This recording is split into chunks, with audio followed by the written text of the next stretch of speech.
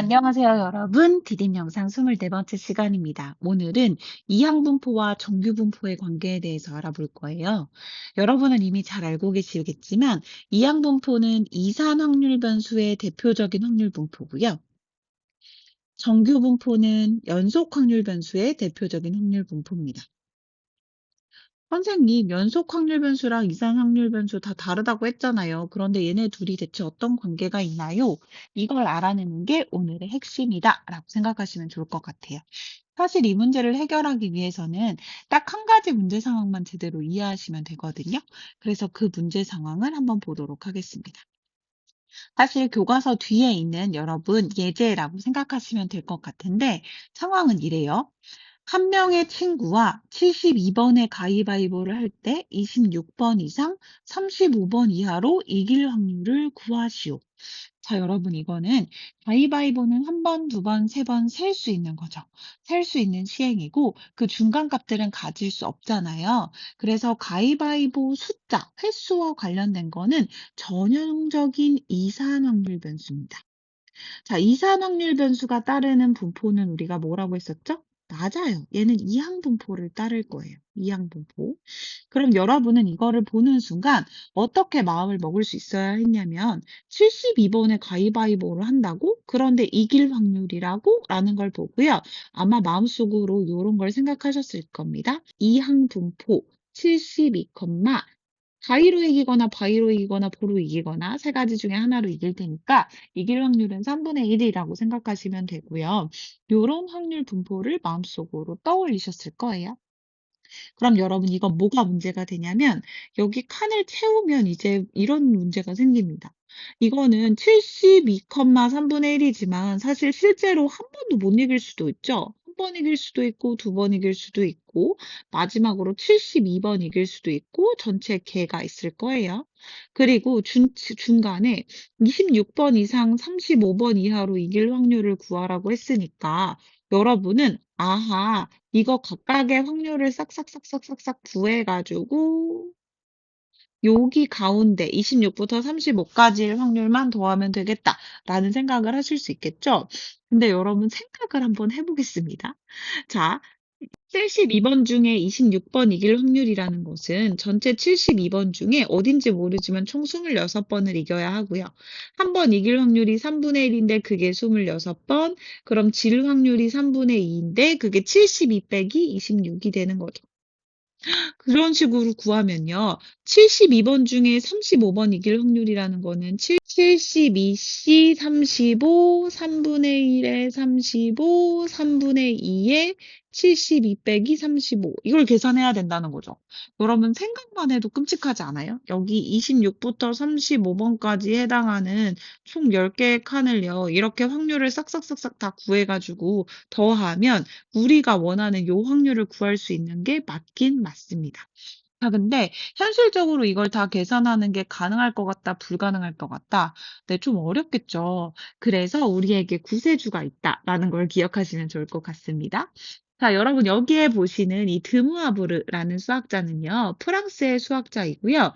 이 사람이 알아낸 아주 중요한 성질 중에 하나가 이항 분포에서 시행횟수 n이 충분히 크면 이항 분포는 정규 분포에 가까워짐을 발견했어요.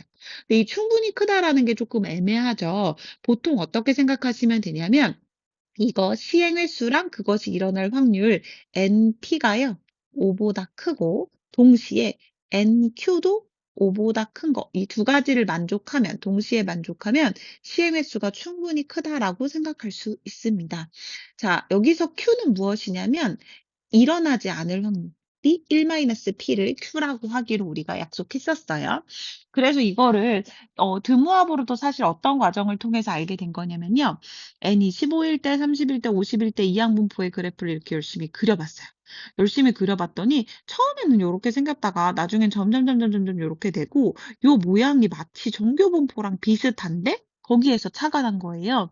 그래서 얘가 점점 정교분포에 가까워진다는 가설을 세우고 그것을 증명하기 시작합니다. 사실 드무아브르가 증명을 완성한 건 아니고요. 후대 수학자인 라플라스가 이 증명을 완성했대요. 그래서 드무아브르 라플라스 정리라고 부르기도 한다고 합니다. 그래서요, 확률 변수 x가 이항분포를 따를 때 우리는 알고 있겠지만 평균과 분산을 각각 어떻게 구하냐면 평균은 요거 두 개를 곱해서 np로 구하고 분산은 요거 두 개에다가 1-p, 즉 q까지 곱해서 npq로 구한다는 걸 이미 알고 있죠. 그러면 확률 변수 x가 bn, p를 따를 때 얘는 어디로 근사될 수 있냐면 평균이 np이고 왜냐면 여기 정규분포에서 여기는 평균 자리거든요. 그다음에 정규분포에서 이 두 번째 자리는 분산 자리거든요. 그래서 이 분산 자리에는 NPQ를 이렇게 쓰시면 됩니다. 그래서 여기로 근사된다는 것이 알려져 있어요. 요게 핵심입니다. 자, 그러면 이걸 이용하면요. 요게 정리된 내용이 요거이고요. 그러면 이걸 이용하면 우리는 이 예제 1번을 드디어 잘 풀 수 있는데요. 어떻게 생각하시면 좋겠냐면 봐봐요. 천천히 해보겠습니다. 한 명의 친구와 72번에 가위바위보를 해서 이길 확률이 26번 이상 35번 이상 이길 확률을 구하라는 거니까 문제는 이거예요. 26 이상 35 이하 이걸 구하라는 게 문제의 요지였습니다. 그쵸? 여기 요지였죠. 근데 이걸 그냥 구하기가 너무 어렵다는 게 이항분포상에서는 문제였고요. 그럼 얘가 어디로 근사되는지를 확인하셔야 되는데 얘 어디로 근사되냐면 72,3분의 1이니까 72 곱하기 3분의 1 요거 먼저 계산하시면 되겠죠? 자, 약분하시면 24겠네요. 평균은 24. 거기다가 NPQ, Q까지 요렇게 곱하면 16. 그러니까 4의 제곱. 요런 정규분포를 따르겠구나라는 걸 머릿속으로 생각하시면 좋을 것 같습니다. 그러면 여러분 이제 어떻게 하면 되냐면요. 이 확률 변수 x가 요 정규분포를 따른다고 생각하고 문제를 풀어도 요거 따른다고 생각하고 푸는 거랑 똑같다라는 말이고요. 여러분이 이걸 알게 되셨다면 이제 요걸 구할 수 있는데요. 구할 때 여러분 당연히 그냥 구하긴 또 어려운 거 아시죠? 그래서 우리는 지난 시간에 무엇을 배웠냐면 표준화하는 과정을 배웠었어요. Z는 어떻게 구한다고 했었죠? 맞아요. X에서 평균을 빼고 시그마로 나눈다고 했었습니다. 그럼 여기서의 평균은 24고요. 표준 편차는 4이기 때문에 이런 식으로 변형이 가능하다는 거고요. 그래서 우리가 구하려고 하는 이 확률도 어떻게 구하시면 되냐면 26에서 24를 빼고 4로 나누고 Z로 바뀌었어요. 35에서도 24를 빼고 4로 나눠서 이렇게 구할 수 있습니다. 자, 그럼 우리 이거 표준화된 것을 계산만 잘 하면 끝나는 거 아시죠?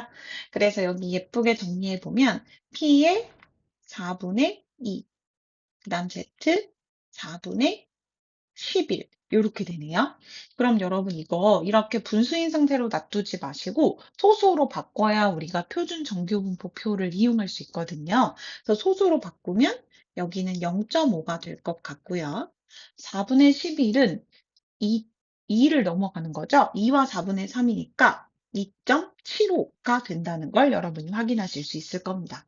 그럼 여러분 우리 지난 시간에 했던 표준 정규분포의 특성상 표준 정규분포는 이렇게 생겼고 가운데가 0이었잖아요. 그래서 요 반쪽이 이렇게 나타내는 게 표준 정규분포표의 여러 가지 값들이었어요. 그럼 우리는 여기는 어떻게 하기로 결정을 했냐면 지금 그림을 딱 봤을 때 0.5부터 2.75까지의 확률을 구하라고 했으니까 다시 말하면 요 사이의 확률을 구하는 거고요. 이건 어떻게 구하시면 되냐면 0부터 2.75까지의 확률을 일단 하나 구하셔야겠죠. 거기서 0부터 0.5까지의 확률을 하나 구해서 1번 빼기 2번으로 구해야겠다라는 생각을 하시면 좋을 것 같습니다. 그래서 요거를 식으로 나타내 보면 이렇게 쓰시면 될 것 같아요. P 0부터 Z가 2.75까지일 확률에서 P 0부터 Z가 0.5까지일 확률을 찾아서 빼보겠다. 이렇게 생각하시면 되고요. 실제로 2.75 한번 찾아보시면 2.7까지는 여기로 내려가야 되는 거 아시죠? 그리고 5는 가운데로 이렇게 내려가서 여기 있다. 0.497이네요. 0.497. 원래 소수 넷째 자리까지 일반적으로 쓰는 건데 그러면 0.4970이라고 일단 써볼까요? 0.4970.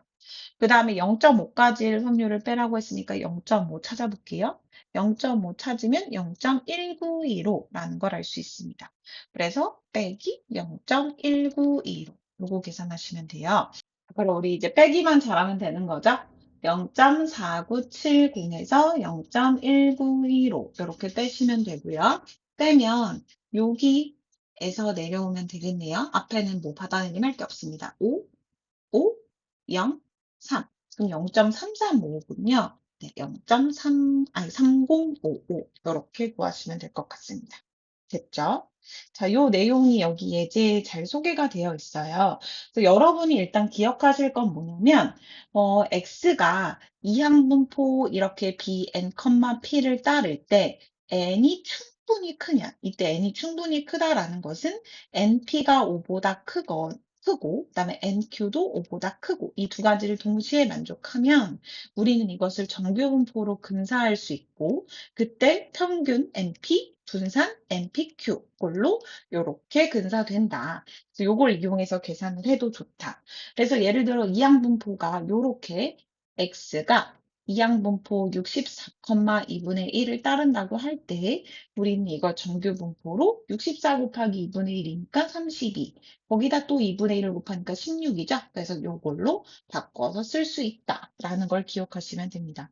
그래서 이걸 이용해가지고 이렇게 다양한 문제를 해결하실 수 있으면 될 것 같아요. 그럼 수업 시간에 만나서 또 다양한 문제 풀어봐요. 수고하셨어요. 안녕.